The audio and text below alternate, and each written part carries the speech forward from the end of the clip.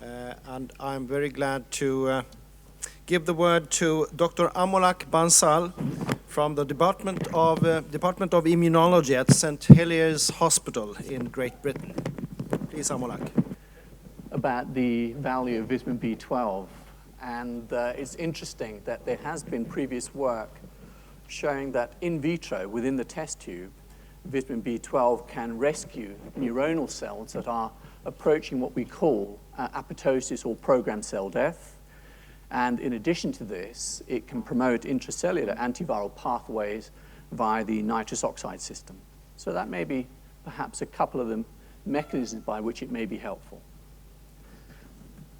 Right, so what I'm going to do is to talk about immune dysfunction, infections, and endocrine problems in people with CFS-ME. Much of the work in this area, as I'm sure you know, has been undertaken in adults. So I'll say a little bit about my experience of children with ME/CFS, but the work that relates to understanding how infections and immune dysfunction and endocrinopathy can cause problems in those with CFS-ME has been undertaken in adults, so that needs to be borne in mind.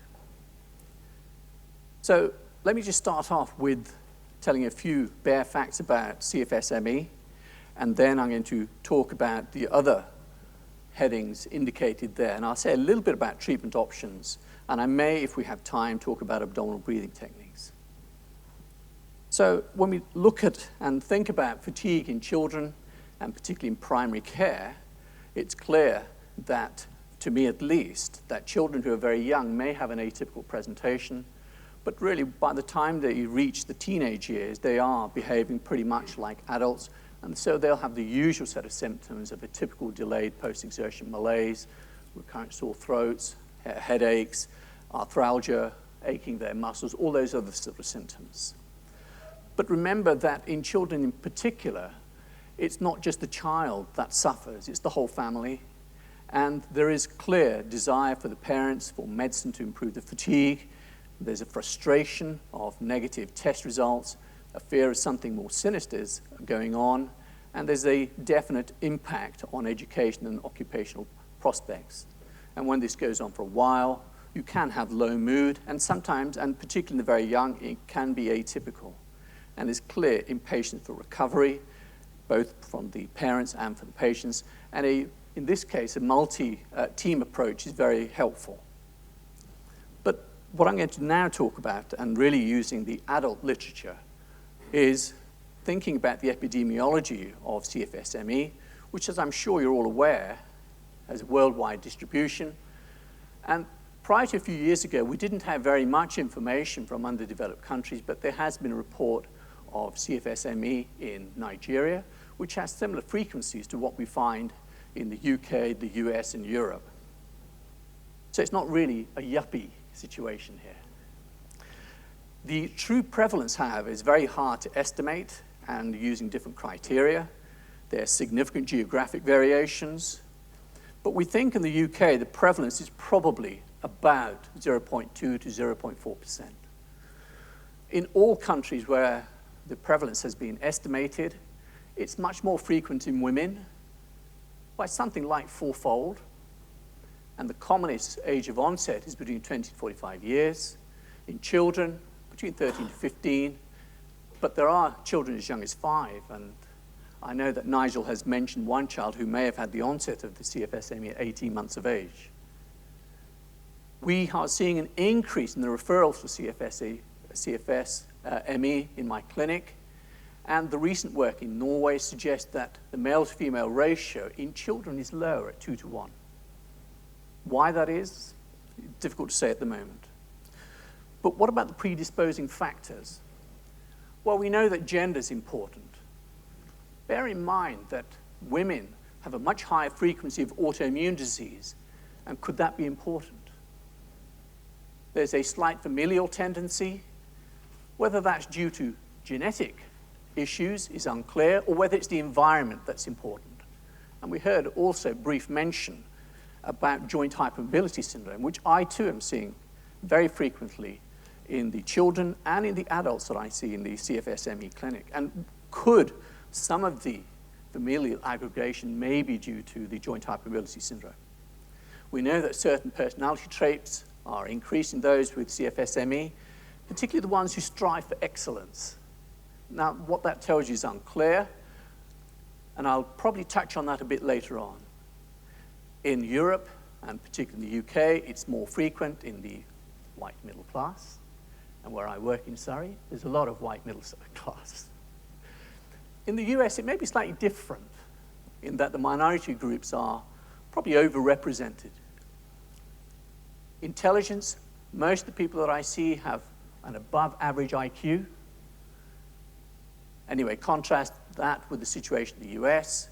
There are coexisting conditions of fibromyalgia, IBS, multiple chemical sensitivity, and it's noted that previous mood disorder is more frequent in those with CFS-ME, and I'll touch on that again in relation to stress and the importance of stress, which I've indicated here, and infections and vaccinations. There are lots of possible causes, and I've indicated some of those here.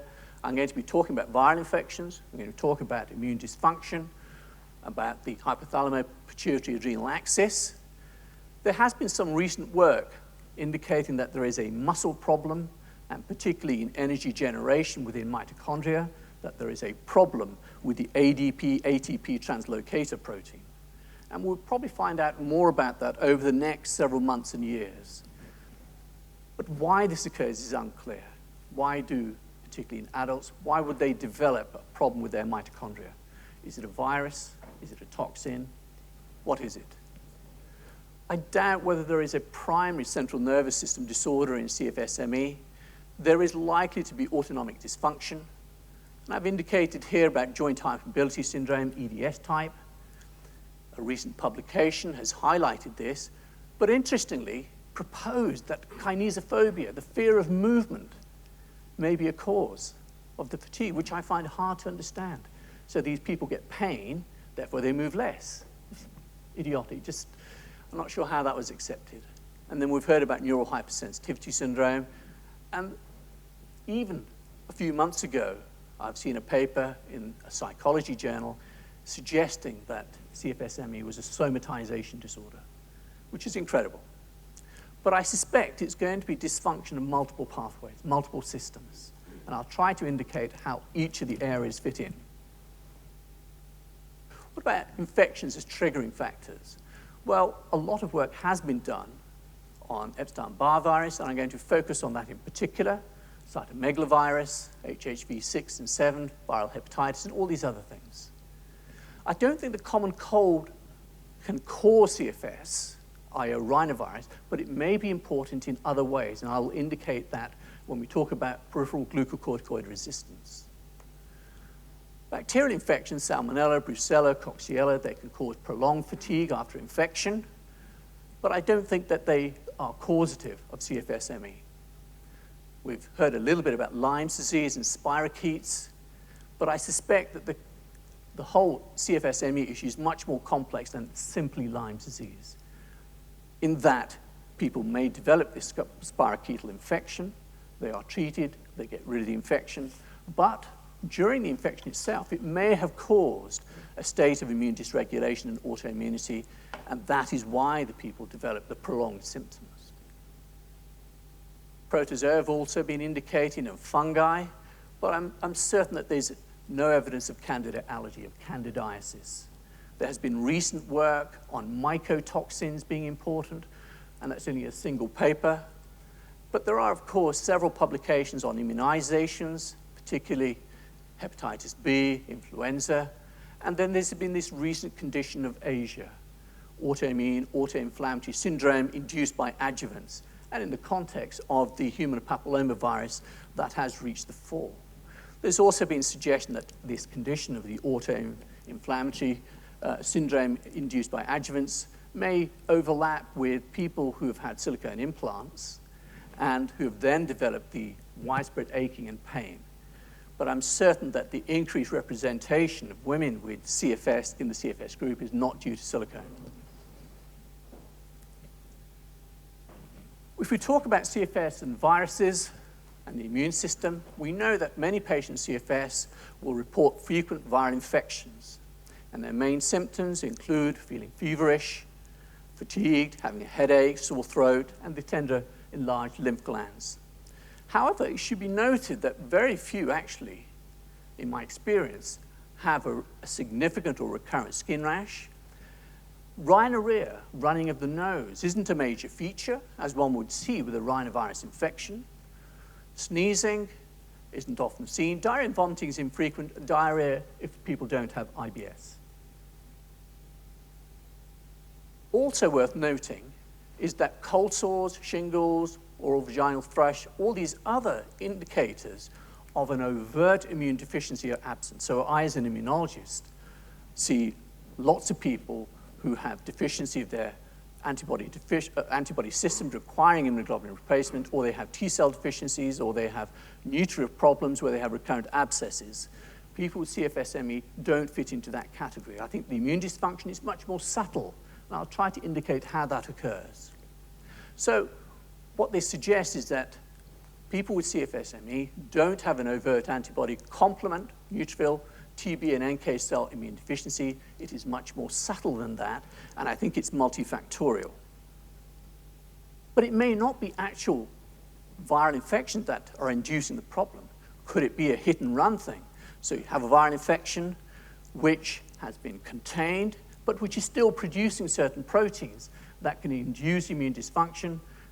And this was suggested by the paper back in 2005 with the Glaser group, where purified Epstein-Barr virus deoxyuridine triphosphate nucleotide hydrolase, or DUTPase, was found to inhibit the replication of human PBMC, stands for peripheral blood mononuclear cells. They found that this protein inhibited the replication of these cells, but at the same time increased the production of these inflammatory cytokines, as well as interleukin-10, which is of these inflammatory cytokines, and of interleukin-10, which is to a certain degree anti-inflammatory. There were some paradoxical results on this in that the DUTPase also enhanced the ability of NK cells to lyse target cells.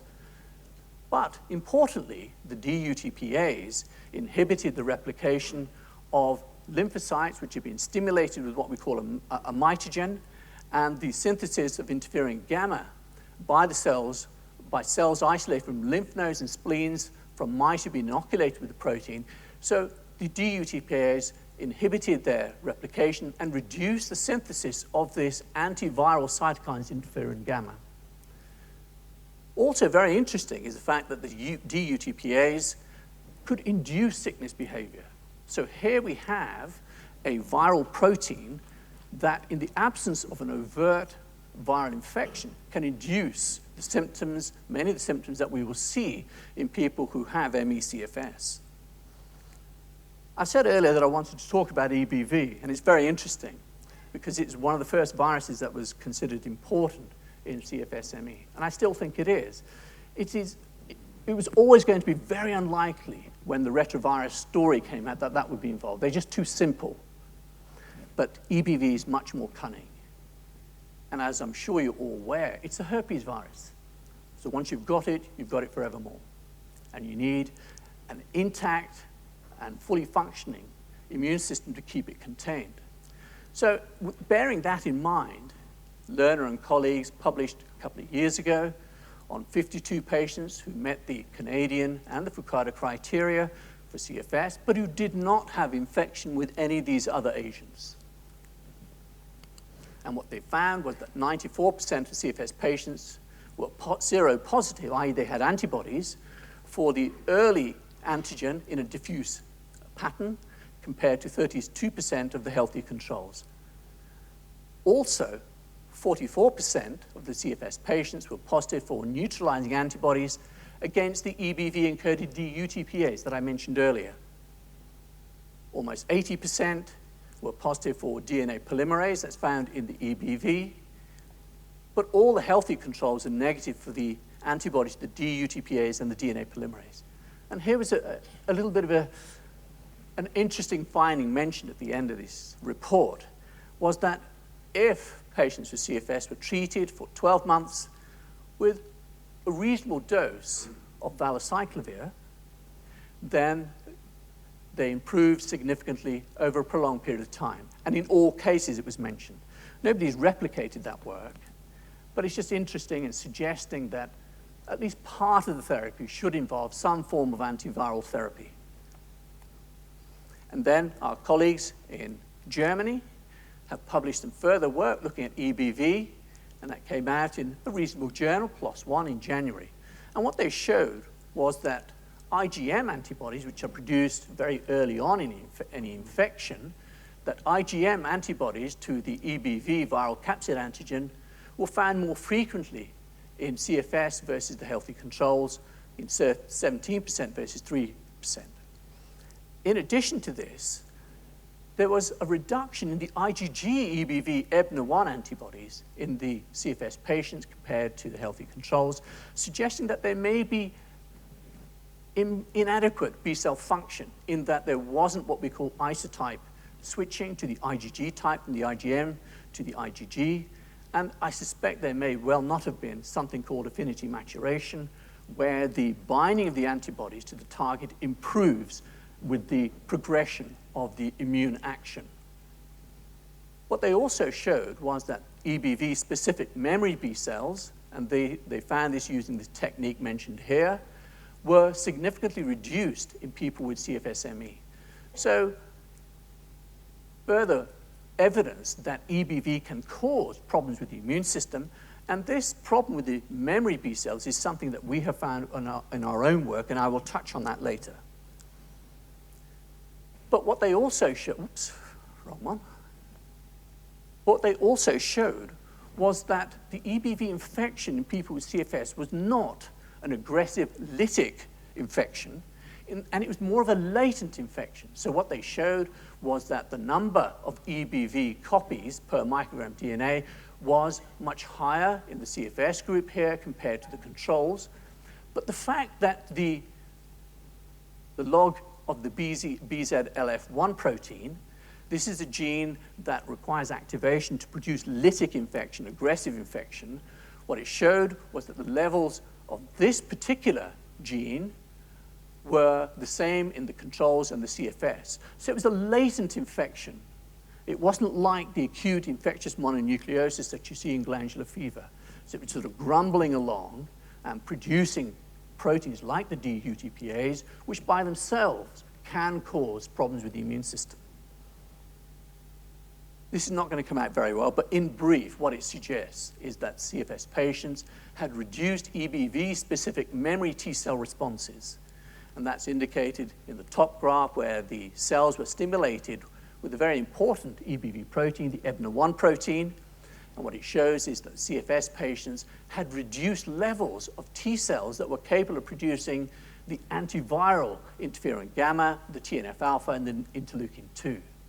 And that these differences were absent when you looked at the cytomegalovirus PP65 protein, and that was used to stimulate their blood cells.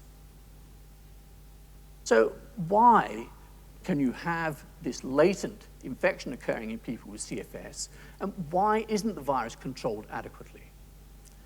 Now I'm going to talk a little bit about how stress may be involved, and it's very important for you to realize that when I talk about stress, I don't simply mean mental stress. I'm talking about physical stress, so doing a lot of work, doing a lot of running, that sort of thing.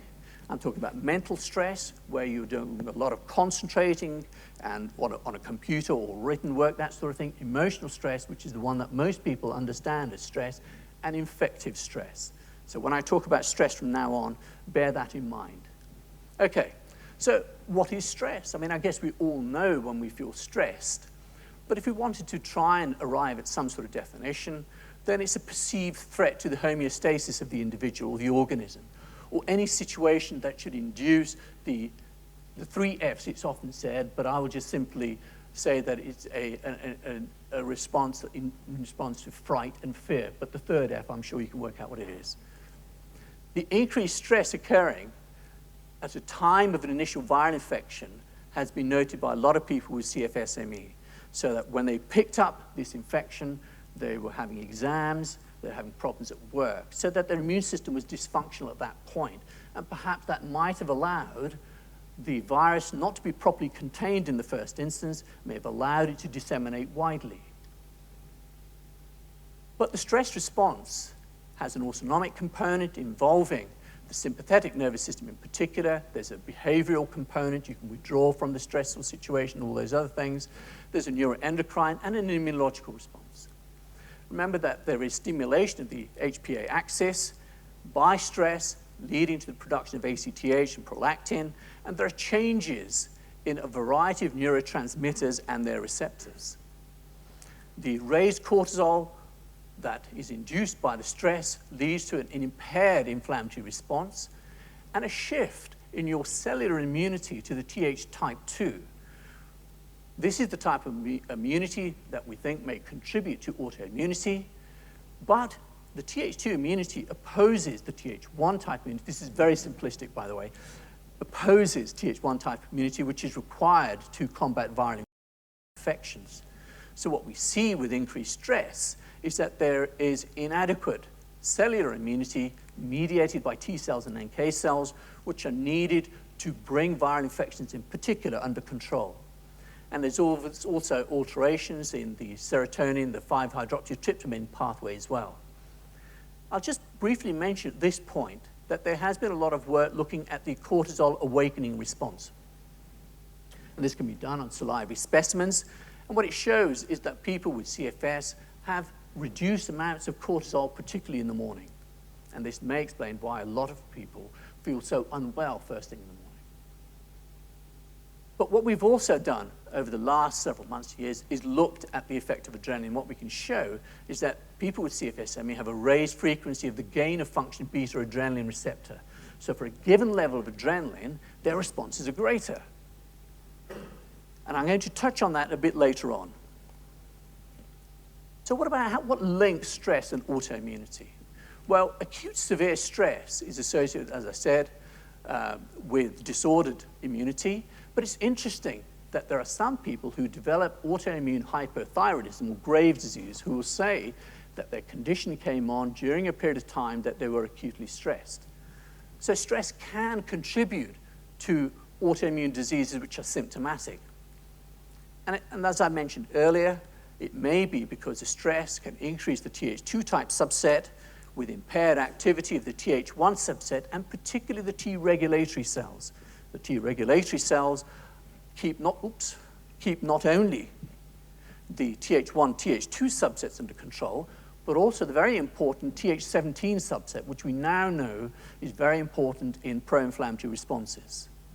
In fact, it gets much more complex than that because it's not only CD4 T cells that can be divided into those subsets, there's also the CD8, and then there are new players coming on the scene, such as the NK cells with different subsets and a Th9 subset. So what I'm saying is really to try and indicate what are the main abnormalities that we see in people with CFS-ME. But remember that if you develop autoimmunity, it could also involve the production of antibodies that bind central nervous system receptors and neurotransmitters.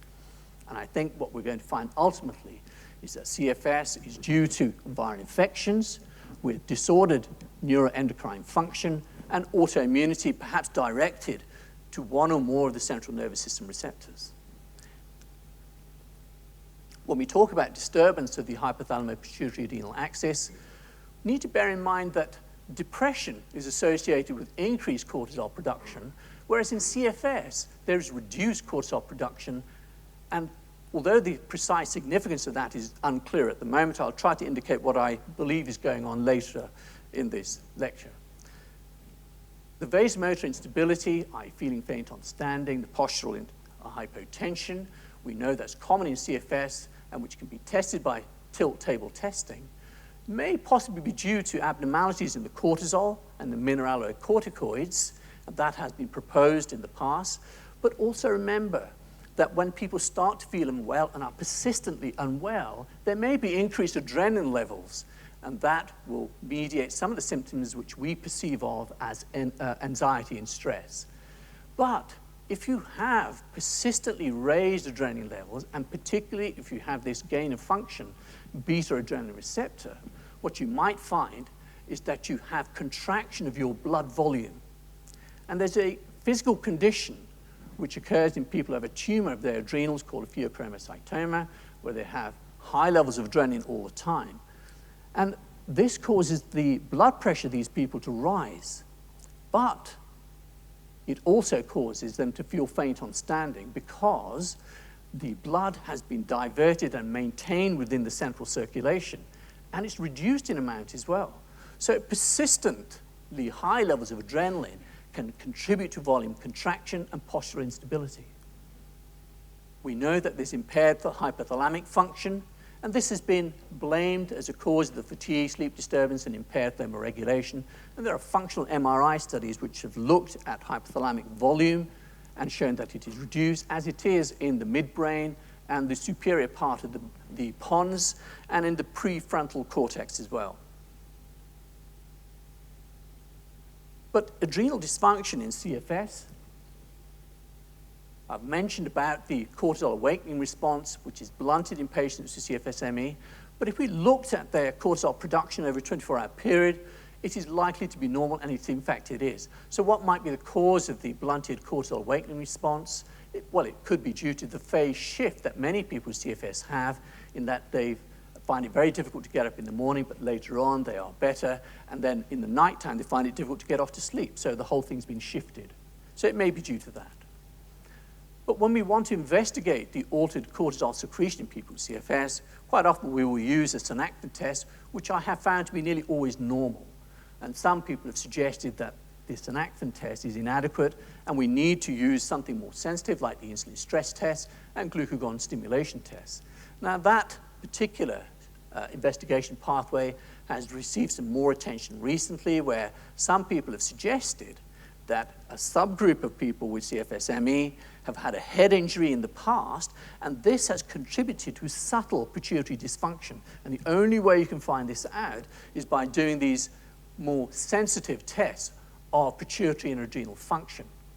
However, we have done this in a number of people now, and even those who've had the head injury, and we haven't found an abnormality. No doubt there will be a subgroup of people who've had a head injury in the past and who may well have a very subtle problem with their hypothalamo-pituitary-adrenal axis and require treatment with low doses of steroids, thyroxine, and other agents. But you'll all recognize that some of the alternative practitioners have introduced this concept of adrenal fatigue, and this has been treated with adrenal supports. And in fact, some of you may have tried these, but I have used these in a number of patients, and as with a lot of the therapies, there can be an initial benefit, and then the benefit declines over a period of weeks. But now I want to introduce you to the concept of glucocorticoid resistance, and this is something that we've been working on a lot over the last few weeks and months. And we've had some difficulty getting the assay together, but it's now fully functional, and I'll show you some brief results on some early patients.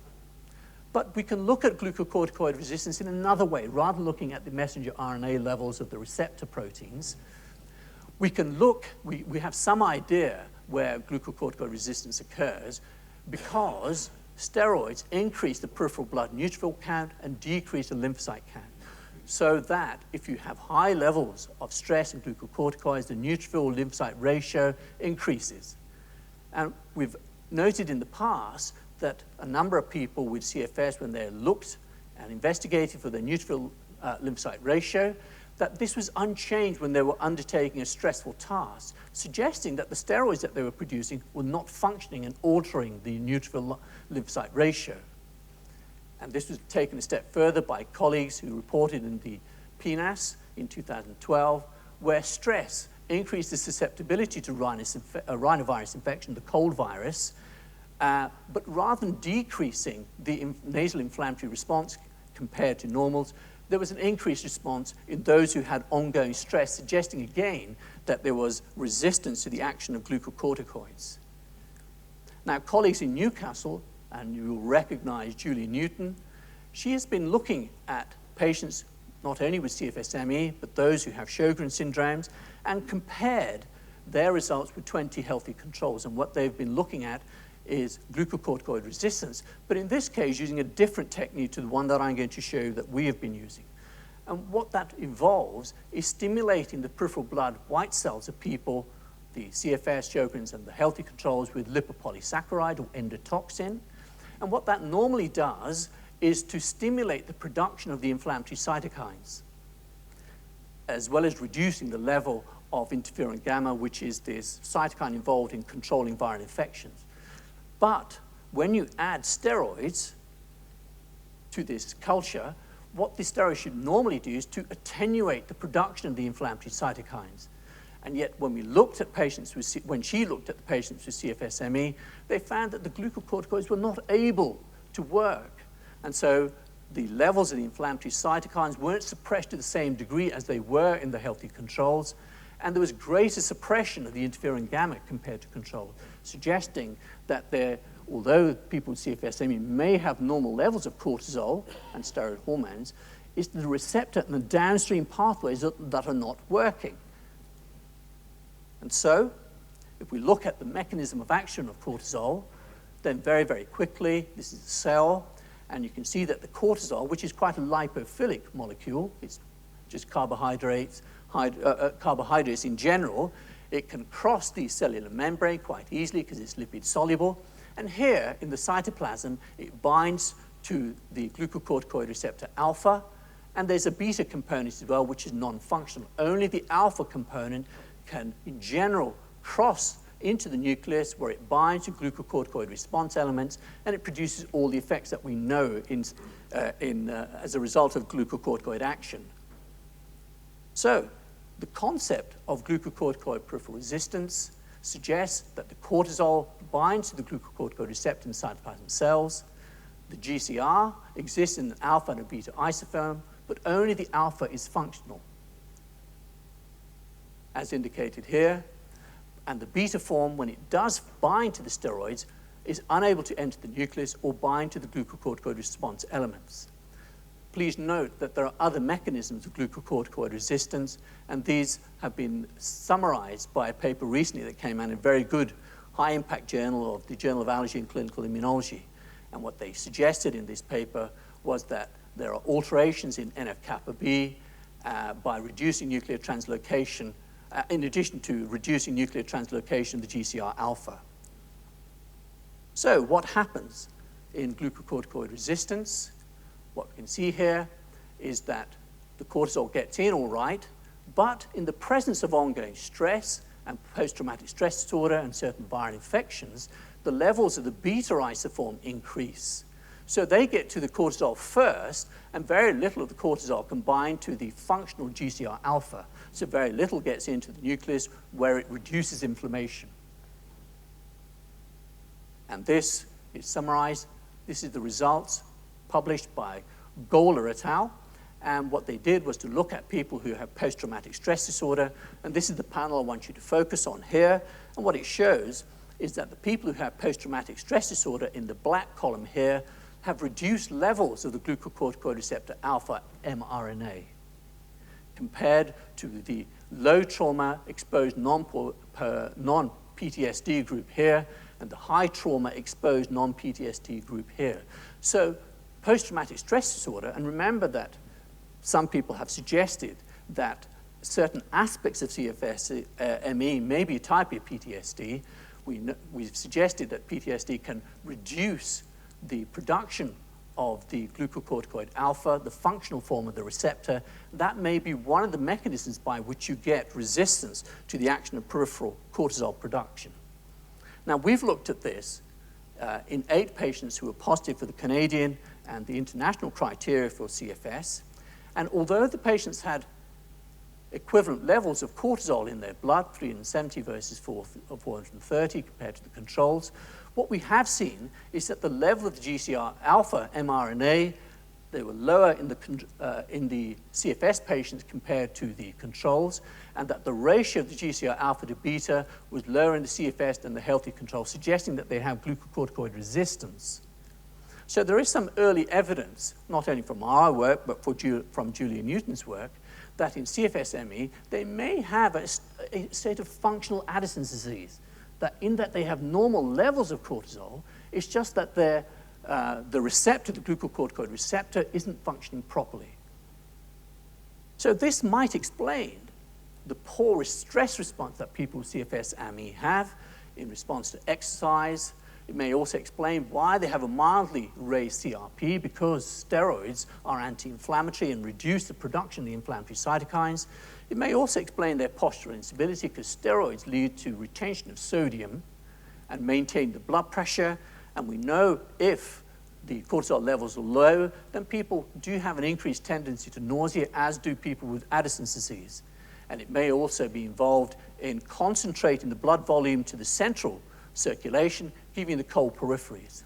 So at the moment, we're analyzing the results of the cortisol and the glucocorticoid function after mental exercise, not physical exercise, just mental exercise, and to see whether we are seeing a similar pattern at t equals 0 and 24 hours later. Now, in terms of immune dysfunction, I see that time is running. There's been a lot of work done on immune dysfunction in CFS. Some of it is quite contradictory. And that has, to a certain degree, given ammunition to the psychologists and the psychiatrists who say that this condition is due to some sort of psychiatric problem or distress. But there are very few studies that have looked at patients with CFS when they have been unwell and follow them through right the way to when they were well, or the other way around. And that's what we really need. But if we look at the sort of abnormalities that we see in people with CFS, we do firstly see that many of the routine blood tests are normal.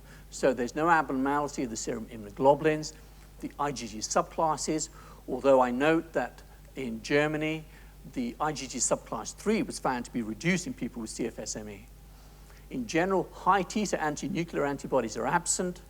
The autoimmune profiles are negative on tissue block. The level of the TPO antibodies and frequency is no different to healthy controls. Anti-neutrophil cytoplasmic antibodies, complementary, are all essentially similar to the healthy controls. However, a number of people with CFS-ME will have weak anti-nuclear antibodies, and to me that suggests that there is immune dysregulation going on, in that the B cells that are producing these low-level antibodies are not being properly contained. And we see not infrequently people have a raised IgM, again suggesting immune dysregulation, but also the fact that there may be an ongoing viral infection, which I've indicated earlier. We have looked at the autoimmunity to paraneoplastic neural antigens, and these are nearly always negative. So I don't think this is due to a tumor, an occult tumor somewhere that's inducing the production of antibodies that can cross over into the central nervous system and cause problems there.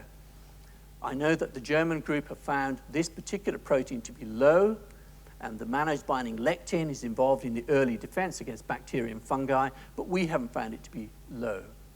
Some patients will have increased numbers of atypical lymphocytes, and I think this is going to be a viral effect, and I'll talk more about lymphocytes in a second. Although there's no increase in the CRP, which is a good marker of inflammation, above the normal range in the majority of people with CFS, if you compare them on a population basis, the CRP level overall is slightly higher in the CFS-ME group compared to the healthy control group. And what that suggests to me is that they have increased levels of the inflammatory cytokines, and there may be a degree of glucocorticoid resistance. We've also looked at basal ganglia antibodies and the pediatric autoimmune neurological disease associated with streptococcal infection in children. We haven't found a great increase, and that's never been formally reported in any scientific reports. So if we continue on with further attention to the immune system in CFS-ME, we know that the serum cytokines are generally no different between the patients with CFS and those who are healthy, but there is an increased IL-6, IL-1 beta, and TNF in those with fever, which is understandable because they mediate the fever. Interestingly, IL-6 was used in provocation studies in people with CFS, and this is an inflammatory cytokine. And although it exacerbated the self-reported symptoms mentioned by people with CFS, it didn't actually show, these people did not show any notable cognitive impairment, which is quite interesting. Although further work has looked at stimulated cytokine production, and we've also undertaken this, but there's no major differences in lipopolysaccharide-stimulated PBMC cultures, although some reports have shown an increase in IL-10 production in one study with a trend to reduce IL-12, which is involved in antiviral immunity. And one or two other studies have shown an increase, what we call mitogenic responses to a variety of cytokines, but there's nothing that's uniform, consistent between all the studies. We know that a lot of work has looked at intracellular cytokines, but again, no major differences. And we know that the Miami group have shown that the perforin level is reduced in the cells of people with CFS, ME, and this is indicating here. And the perforin is very important in natural killer cells and cytolytic T cells in getting rid of virally infected cells. So what I've said so far is that there is an increased persistence of EBV and perhaps other viruses in people with CFS, and that some of the mechanisms used by the cells to get rid of the infected cells may not be fully functioning. In addition to this, the only consistent finding, really, in my opinion, in investigating immune function in people with CFS are reduced natural killer cells and natural killer cell activity. And so when you couple that finding with the reduced levels of perforin that I've indicated here previously, and then couple that with the persistence of virally infected cells, it would suggest that there is a common pathway here in that viruses persist because cellular immune system is not working properly.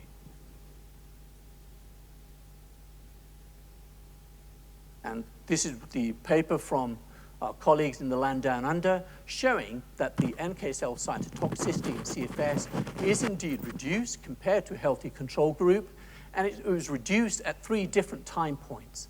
So NK cell function appears to be the one finding which is consistent, has been consistently shown in all the immune studies looking at this, whereas the inflammatory cytokines and some of the other cytokines, some studies have shown an increase, some have shown a decrease, but the NK cell story still holds. So I'm going to just summarize what we have found in our own work in people with CFS, and what we can show is that they have an abnormality of their B cells. They have an increase in the naive B cells, which are capable of producing these low-level IgM-type antibodies in particular, and which have the capability of binding autoantigens. Same also with the transitional B cells, but with the reduced number of plasmablasts, which have gone towards maturing to the plasma cells. And we can also show that there's impaired maturation of the B cells, and as I said, with the tendency to autoimmunity, there is some work also shows altered antiviral cytokines, and particularly those that are involved in B cell regulation, and that there's impaired T lymphocyte homing receptors, and I'll show you the data here, and that overall, that there is reduced T viral effector cell numbers, and as I've mentioned earlier, the other main finding is that there are reduced natural killer cells and reduced perforin production. So the antiviral pathways are diminished in people with CFS-ME. However, I should point out that these results that we have published haven't really been shown by other groups, although I'd have to say that we're repeating this work with colleagues at UCL, and it looks like this story holds in that there is B cell function, B cell dysfunction. So if we look at our results, we can show that the transitional cells are abnormal in people with CFS-ME compared to the healthy donors. They're increased. The plasmablasts are decreased. And the naive B cells, the ones that haven't been properly educated within the lymph nodes, these are increased. And this is just some of the T cell data, which I'm not going to go through in detail, but what it does show is that there are a number of T cell abnormalities, and particularly the homing of the T cells to the lymph nodes. But as I mentioned earlier, there's a lot of inconsistency in the published results of immune investigations in people with CFS. Why might that be the case? Well, it may be because, and particularly with the early work, the criteria used to select patients were different. They used the Fukuda criteria. More recent publications are more stringent in this regard. They use the Canadian or the ICC criteria. So that may be a problem. We know that the frequency of certain types of infections are different in different geographic areas, and the microbial environment may influence the results in one study compared to another. The physical environment may also be important, and I say this because some of the findings in the Australian group are different to what we find in the UK, and it may be because of the effect of sunshine. Sunshine promotes vitamin D. We do a lot of work on vitamin D. Vitamin D has a powerful ability to increase T regulatory cells, and perhaps some of the changes that we're seeing are related to a physical factor like sunshine. The severity of the CFS-ME in the patient study during the period of study and on the day of the study isn't often mentioned. In particular, we don't know whether the blood sampling was taken when the patient with the CFS was on a good day or a bad day, and that'll influence the levels of the cytokines as well as the T cells and the natural killer cell. We've certainly not paid any attention to sleep disturbances in the studies that have looked at immune dysfunction. We've not paid very little attention to mood and the other drug therapies. Also very important is actually the time of the day the samples were taken. And we try to make sure that the samples are taken between 10 and 2 o'clock, because we know that samples taken early in the morning compared to those taken late in the evening are going to show different types of lymphocyte numbers, and that may influence the results. But most importantly of all, I think there's very little attention being paid to the amount of effort that the person with the CFS-ME has taken to get to the center where the blood sample is taken. Because some people find that journey very, very stressful, and it can make their symptoms worse, and it will certainly influence the distribution of the lymphocytes within the peripheral blood when the samples are taken.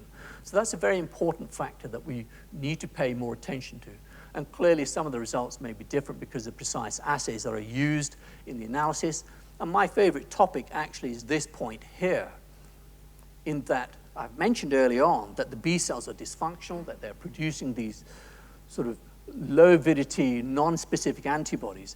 And it is very, very likely that in the absence of proper regulation of the B cells, that there will be autoantibodies produced which will bind to some of the cytokines. And so depending on the particular assay you use, you may find that the cytokine levels are low. And it's because they are being bound by the anti-cytokine antibodies. And these antibodies may also be able to bind, I'm getting very close, to the soluble receptors. And then the only reason I put this up is this last bit here.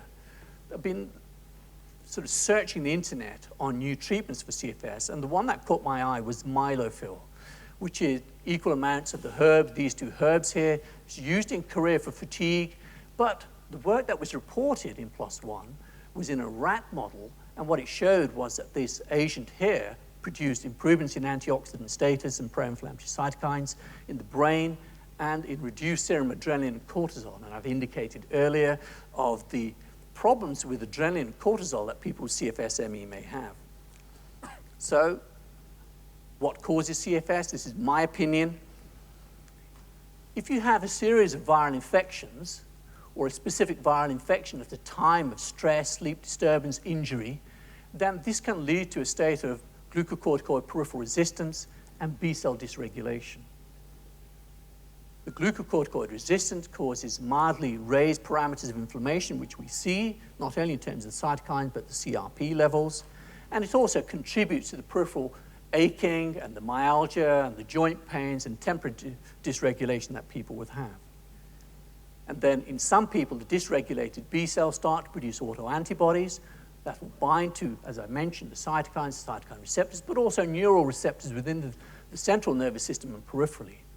And these autoantibodies contribute to impaired arousal mechanisms, sleep dysregulation, autonomic dysfunction.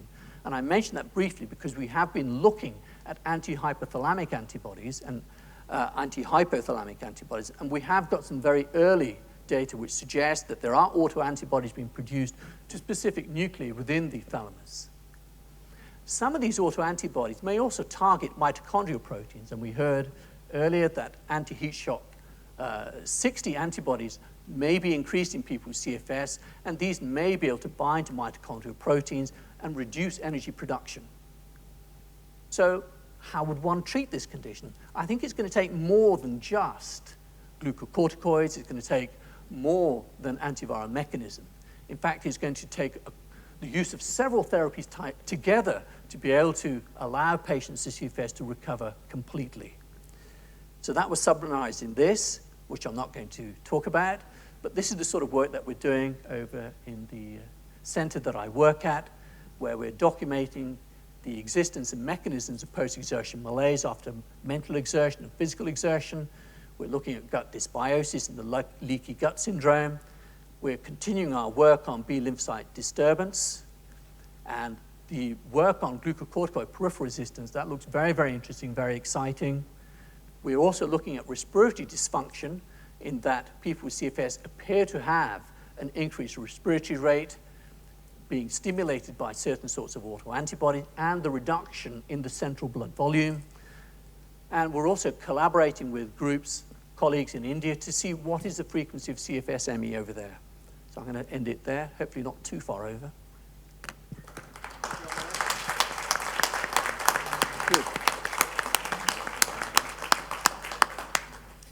Thank you for an excellent overview of the immune abnormalities described in ME patients and some of the inconsistencies as well described. I will give the opportunity for one short question and one short answer before going on. Otherwise, we'll keep it for the discussion, panel discussion. Professor Blomberg. I just wonder if any of these changes that you have described would be useful as biomarkers or diagnostically useful. We're quietly optimistic about the glucocorticoid work, but I think we will need to use that in conjunction with the mutations, the gain-of-function mutations in the beta-adrenaline receptor, and probably the work on the B-cell dysfunction. So I think once we've addressed each of these issues, which I think is involved in producing the ultimate symptoms of CFS, we can then think about how each of these abnormalities needs to be addressed to allow the patient to recover. Okay, thank you.